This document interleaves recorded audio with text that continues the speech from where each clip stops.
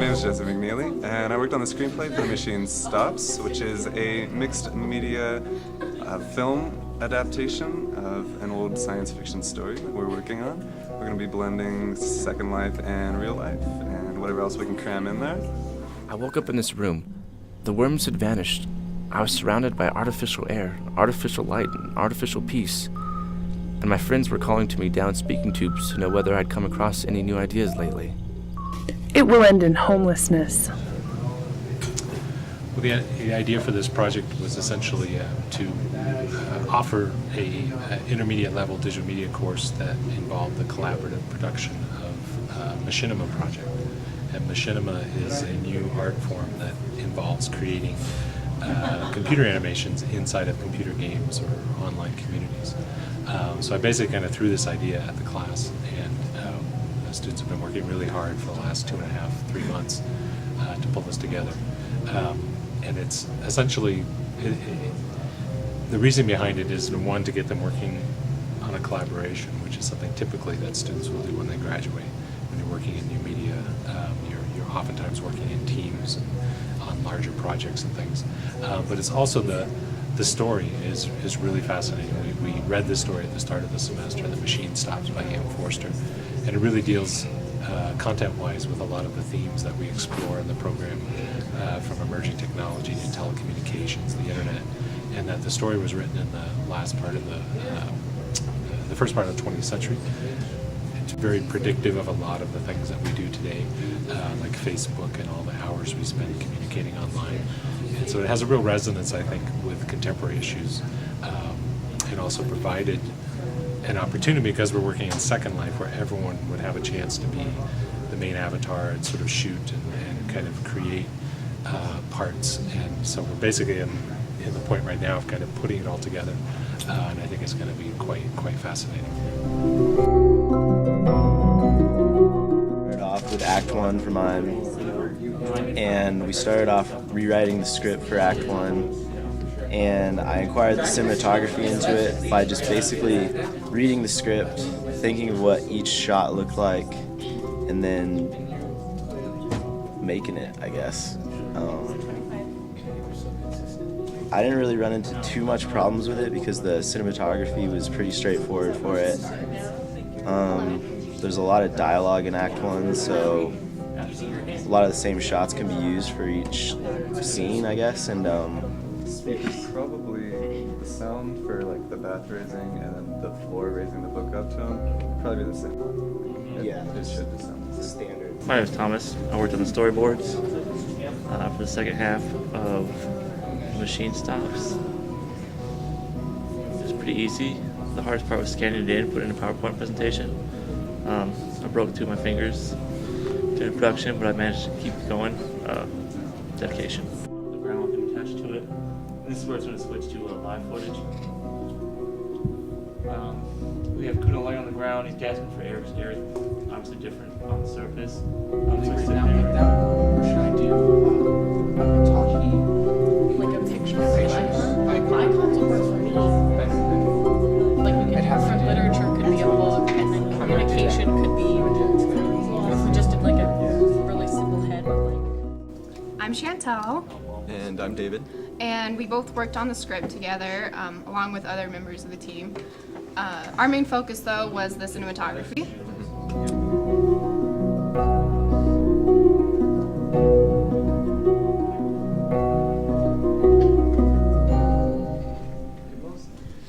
So then here's when we're showing Vashti through the day, where she's talking to people. In the comics, she's taking a bath, which would pop up and down, like when the bed goes out the door. I'm Travis Archibald, self-proclaimed leader of the Avatar group. Did all the work. They kind of took all the credit. Actually, no, they really have been good. They tried. Travis was really good at importing all the textures and outfits that we made in Photoshop for us. So that was the hardest part, I think, was getting the designs we made in Photoshop actually onto the characters and make them fit well.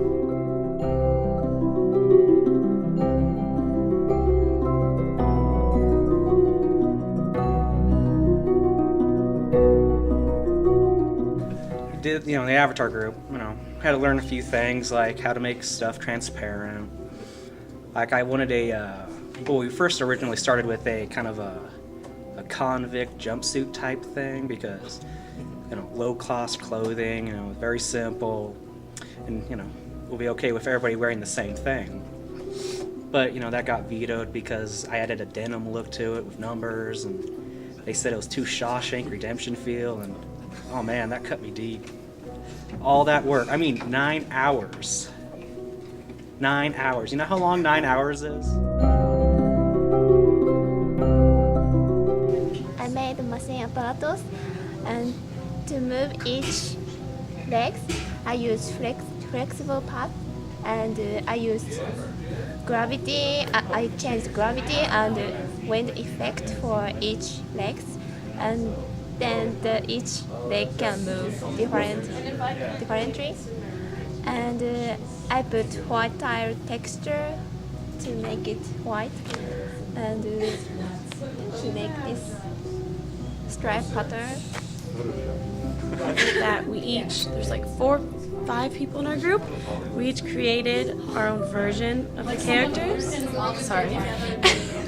And then we changed the outfits, got textures, and created the textures for the cloth on the outfits.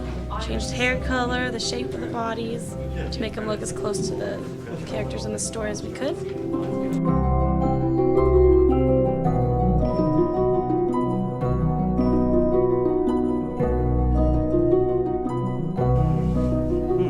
Not really much to talk about, just kind of messing with the heads and just the way everybody looks. Oh, I made the gas mask. I get all credit for that, okay? Oh, actually, no. Eureka, she made like the add-on to the gas mask. That was nice. And Joe put in the input of making it white. So one of our biggest problems that we were going to have with our movie was we have a lot of dialogue shots between Vashti and Kuno, but when you just look at the Second Life characters, their mouths don't move. But we figured out if you enable the microphones on here and they have a lip sync feature, that when you talk, the character will talk. And then we also found a toolbar where you can change face animation, so she can talk and she can look more upset or she can look sad, which will really come in handy when we have the scenes where she's really upset about what Kuno's telling her, or really distressed, or when she finally dies.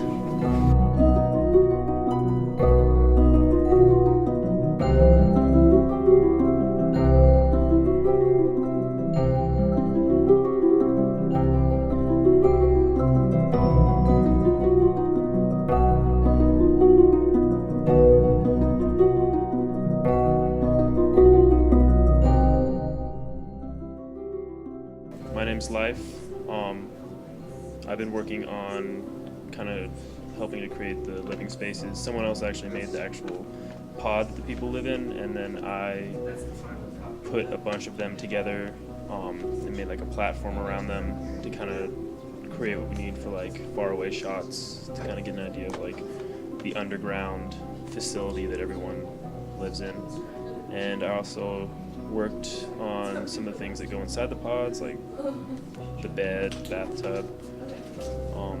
And right now I'm just kind of fine-tuning all that, adding textures to like the walls, resizing things to fit the avatars correctly. Yeah.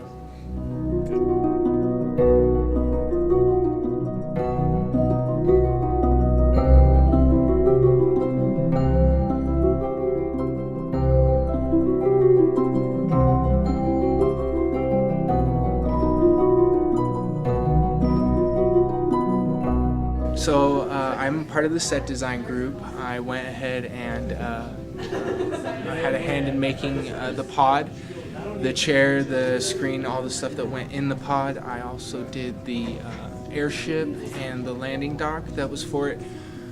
That was a little bit difficult because I had to find that happy medium between detail and lack thereof, because this story is written way back in the 1900s, alluding to the future. So striking that balance was a little bit difficult, but the overriding steampunk aura too. I kind of wanted to run with that a little bit, and so that's kind of how I came up with what I have for the airship.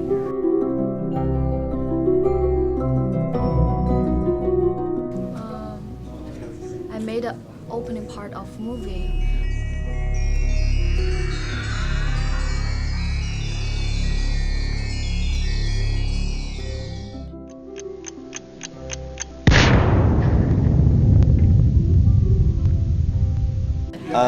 For Act 1, some of the major problems were shooting inside the pod. It makes it really hard to shoot inside the pod because there's not a lot of room to move the camera around. So it would be really hard to get the angle you need or the shot you need. And then like if you messed up with like the motions of the chair or the motions of the actor or the actress, you'd have to reset up every single thing exactly how it was. So it got frustrating. I've been working on Act 1 with Brian, and just for simple, like 5-second clips, it's been very difficult. I've been controlling the character in Second Life. You can never rely on a character in Second Life because you never have full control of what they're doing. So you have to redo the shot more than 5 times. It can take about 30 minutes to do just one little shot. And people in Second Life are always the nicest. A lot of the times, at least that I've come across, people have told me that I need to figure it out myself and that I've had a membership on Second Life for over a year and that I should know how to do things. And they ban us from their property and get mad. They're just not very nice people out there. So one of the main issues that we had with filming this was that we had to use multiple people to film each scene. This is because we had, for every character that you see that's animated, we have to have somebody controlling that person. And then we also have to have like a camera to film, and others just to hold on various keys down. So to film like 10 seconds of this sometimes can take like up to 5 people. So when you're working in Second Life, if you want to build anything or you want to sort of do a kind of shoot like this that we're doing, it's really important to have land, actual property where you can kind of set things up. And so I looked around a bit online in Second Life, and we purchased a parcel of land on an island that essentially is flat, rectangular space, but it allows us to set up essentially our sets. And it's kind of a temporary studio, like a movie studio online, a virtual studio. It just allows us to, all the students have access to change anything, to add things, to build things. And it's just become where we have set up kind of green screen with various objects from the airship to the pods that they live in and that kind of thing. So it's where the majority of the shooting for the project has taken place.